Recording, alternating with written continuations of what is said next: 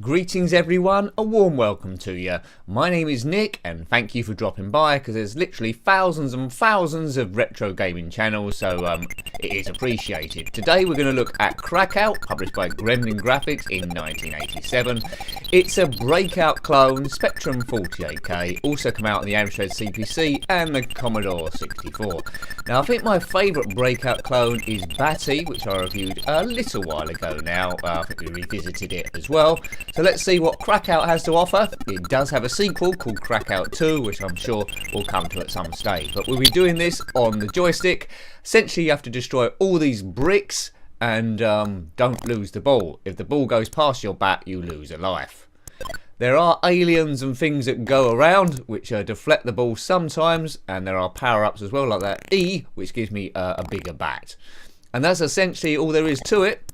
I haven't come across a horizontal breakout clone before like this. Normally the bat's along the bottom of the screen firing up, so that's quite novel.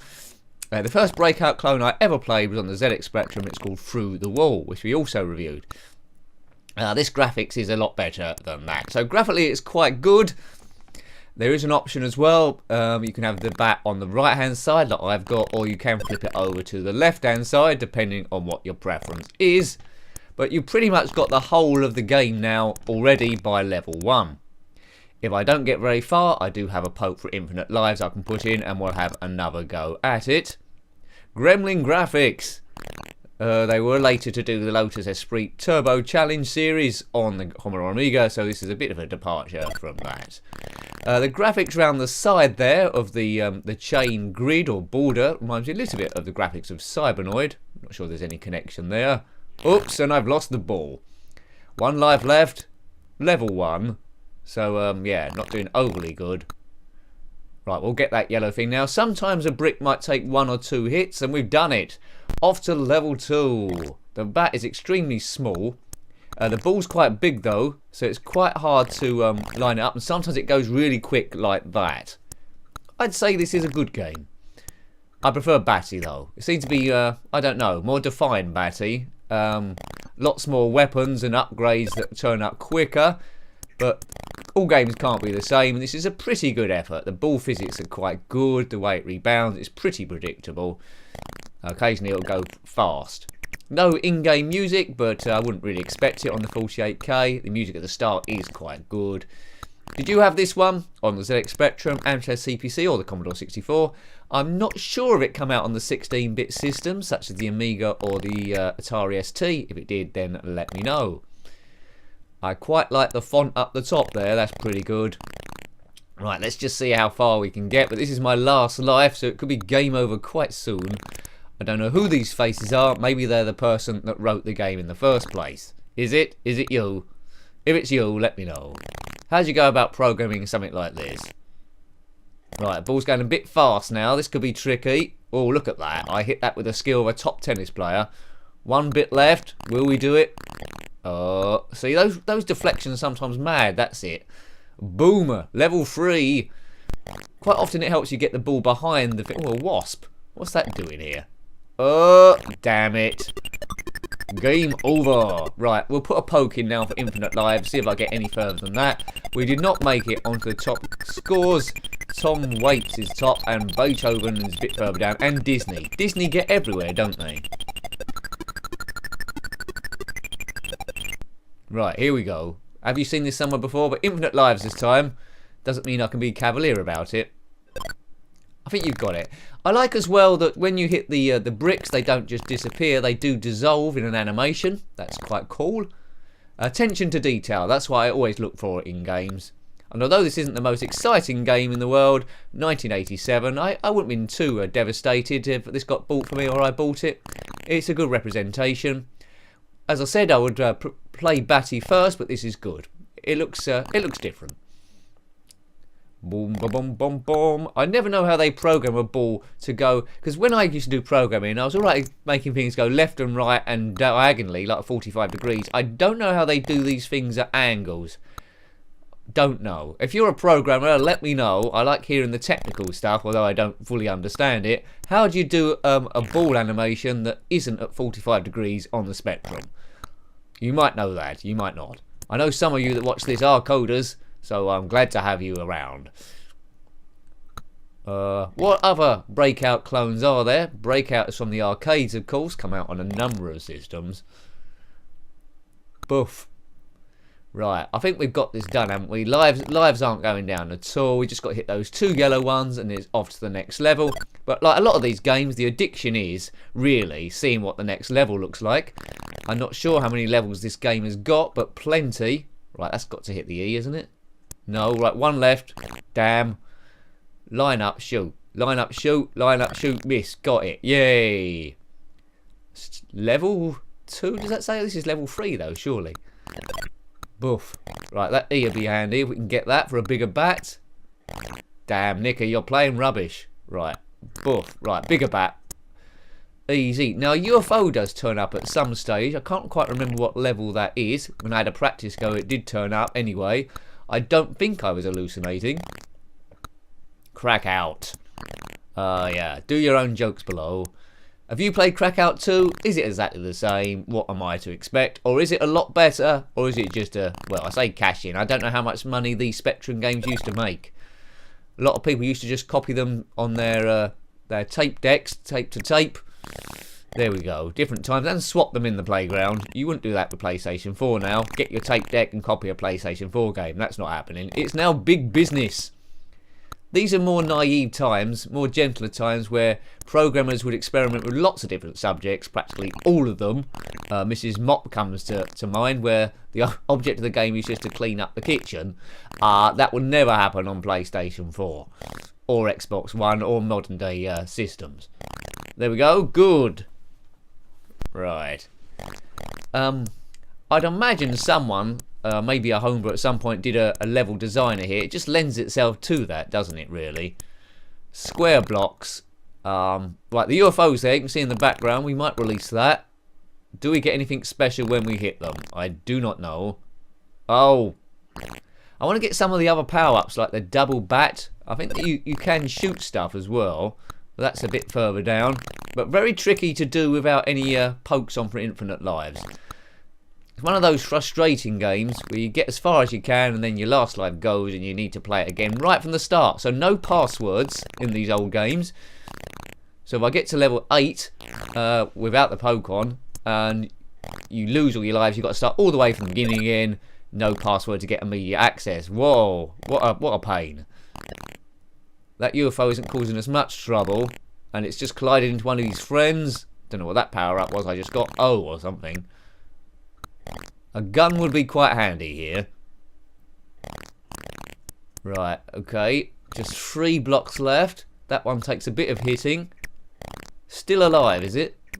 Still alive. Maybe it's just a shield blocker. Can't live forever. So we just need that purple one, really. We don't need the other 2. That's it. Got it. Do we need the other 2? No, surely not. We do we? Man, right, oh right, we just need that one. Okay. This looks fairly straightforward. They look like playing cards this time.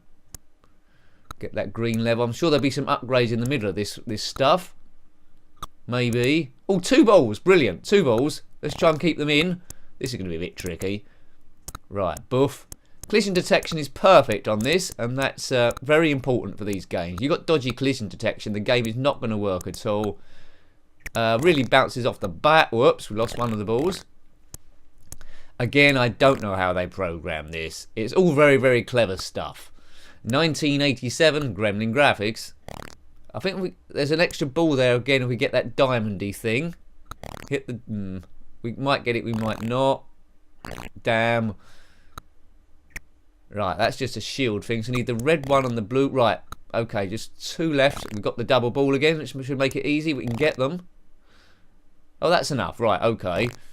We did it. What the hell is this? It looks like a heart. Heart to heart. It was murder. 2 balls straight away. Well, we lost one immediately. Well done, Nick. Your top gameplay does it again. I hope you like watching these. Quite often when people watch these, I think they want to play the game to see if they're better than me. So let me know how you're getting on if you do, or you might be just about as good as me, or you might be worse. I can't imagine it, but you might be. Right. Boof. Well, we've seen all we need to see of this game, really. I'm just playing it on and on for no reason. Nostalgia, I guess. I do feel like, although I never owned this one back in the day, I do feel like a little kid when I play these games, and it's a good feeling. It's a good feeling. I'd admit it. I much prefer playing these old games as naff as they look today than the modern day games. Although you can get different enjoyment from all of them. PlayStation 4 games at the moment don't have nostalgia. In 30 years' time, if I'm still alive, I might get a bit of nostalgia, and I'll say, "Oh wow, I remember this. That's when I used to run that channel that never took off." or there we go, or vice versa. Right, this looks a bit different. We've got to knock our way through this wall, and then we're happening. Right. Oh no.